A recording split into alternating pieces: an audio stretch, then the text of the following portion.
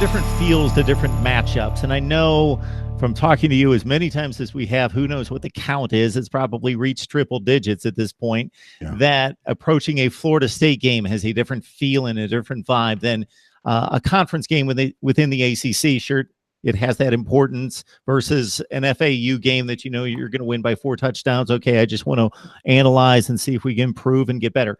The Florida game, knowing what you have stated about your feelings for the University of Florida's football program and university, that's got to be a different category. I mean, yeah, Florida is up there with Florida State, you know, in terms of magnitude of game, just because of who it is. I don't like them. I openly despise them, even more than Florida State. Florida State, I don't like them, but I will at least respect them. I do not share that same emotion or feeling for the University of Florida. But yeah, no, it's going to be huge, you know, playing Florida at any time. You know, I was there in college in 2003 when Hester took back the opening kickoff, and then we had that huge comeback with Brock Berlin in the second half.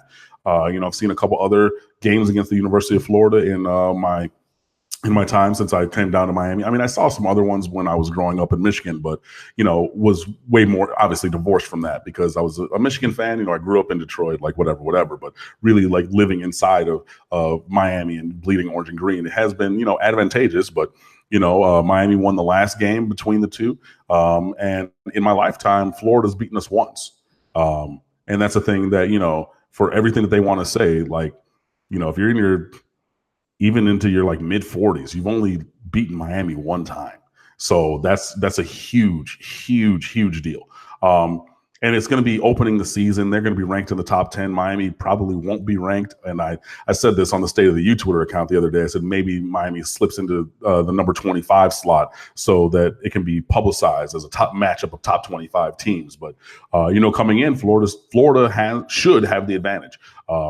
But no, I'm going to be all in with the emotion. It is a huge thing. You know, we're already counting down days. You know, at the conclusion of the national championship game, the Miami Canes football Twitter account tweeted out #BeatUF because now we're on the clock. Like next season starts now. You know, it is going to be huge. So yeah, no, this game, just like you're talking about, any Florida State week, you know, we do a big story stream. We have extra pieces. Everybody digs for everything possible to really push that matchup and own that moment. It's going to be the same thing with Florida. It's going to be huge. Obviously, it's a home game for them up in Orlando. I know they want to call it a neutral field, but let's be real. They haven't had a non-conference game north of the Mason-Dixon line in 80 years. They haven't had one outside the state of Florida. They've had one outside the state of Florida in Texas against Michigan, I want to say. And then, yeah, to play Miami. They're like, oh, we're going to have it in Orlando, which is right in your backyard. Hey, that's cool. That's fine. Line it up anywhere. But, like, yeah, I'm going to be in Orlando August 31st, which is my cousin's birthday. Shout out to my cousin, James Rose III.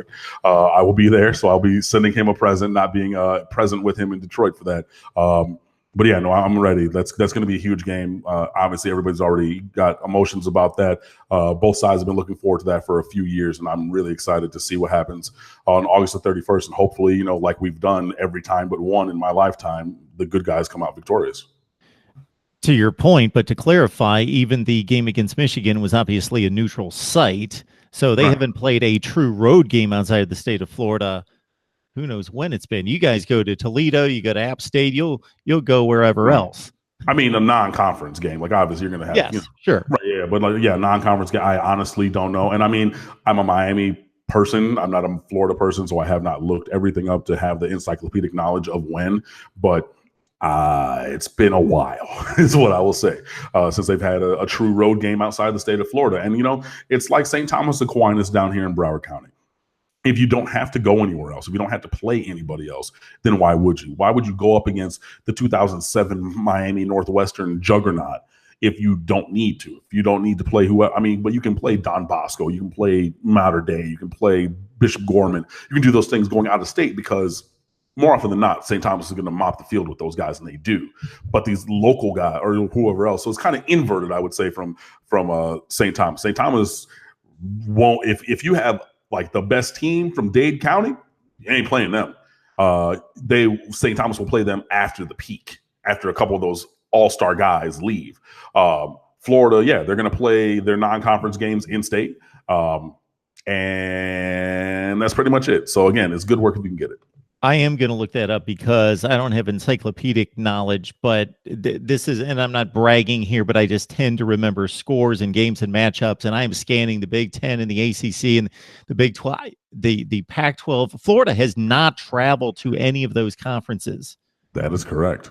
That is 100% I'm going to go through year by year and find where that game is in 1979 or whenever it was, because it might be earlier than that. Forever. Yeah.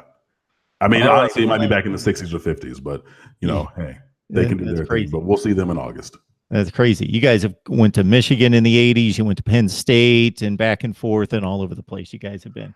I mean, we got Ohio Michigan State and et cetera. Yeah, we got Michigan State on deck. 2021. We got, you know, we did Nebraska recently. We have Texas A&M coming on 22-23. Obviously, we have Notre Dame that we've had a non-conference with, a neutral site in Chicago, which was a home game for them, and then on campus in South Bend a couple years ago.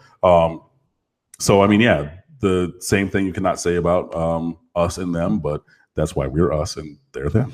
Okay. I don't expect that you're doing this now, but maybe when you're really hungering and thirsting for football in a few months and knowing how you research and investigate exhaustively about your Canes, that do you go back and watch this season's games a little bit later before next season? Yeah, I will go back and watch games again, just to get a feel for everything, you know. Sometimes we do, you know, X's and O's retrospectives. We have one of our lead writers, Justin Tatavio, is a high school coach, and I think he's coached at the college level a little bit as well. But he's very good with X's and O's, so he'll write some stuff, or I'll be watching something and think, hey, you know, maybe we could evaluate this kind of a thing. So I will go back and look at some things from time to time. It's tougher off of a 7-6 season than, you know, off of a season with more wins to go back and really look at things. But yeah, I will do that, and I will go back, you know, through the, you know, just through the record books and just go back and see, okay, what's up on YouTube, and kind of just relive some things just to kind of get a feel for things. And I also just watch more football to get better at watching football, you know, moving forward. So I'll say, oh, you know, I missed this, or I see somebody write something, and I'll go back and watch it and see if I can pick up on other things, you know, as time goes along. And you're not emotionally attached at that point. You know what the outcome is going to be. Right, and that makes it easier to be analytical, because it's like, yeah, I'm not going to ride with the swells of emotion. And, you know, even being a blogger and running a website, like, I went to Miami, I bleed orange and green, you know, like sometimes the fan really jumps out of me. And I love it when you guys come fan with us and give us, you know, all your commentary and the open threads and things like that. But yeah, when you go back, you're really divorced from the emotion, because like you said, you already know the results. So you can really be more analytical and really dig with a fine tooth comb, where I find that I'm able to do that. But I definitely do endeavor to do that, especially, you know, before and after the spring, kind of when things are fresh, or, you know, when the team's about to come back on the field, and then right when they finish their spring and, you know, going into the summer. That's really when I personally look at things. But, you know, maybe I'll try to do it a little bit even more. Cam Underwood, State of the U, and this is going to be a teaser for next time. I was going to ask Cam to assess the quarterback battle, but we will get to that. I mean, it really comes down to the offensive coordinator, because the scheme, I think, is going to play a role in the battle. That's all I will say about that. I will flesh that out more further in the future, but that's a preview to the remix. All right, everyone. Hate to cut this short, or on time, actually, but I have to be respectful to my other guests. So join me at 10 o'clock over at MarkRogersTV, the voice of college football, my other channel. We are boosting up this Miami channel, and you have helped us come on the verge of 1,000 subscribers, thanks mostly to Cam and some other contributors, and thanks to you. So we will see you soon. Cam, thank you so much, as always, man, and I will track you down hopefully very soon. Yeah, no problem. So, you know, I know we cut you a little short today, guys, but come on time and be ready with your questions, and we will talk quarterbacks and more. So, and if you know, get antsy on the in-between, stateoftheu.com. We got stuff for you 24/7, 365. Come on over and fan with us, man.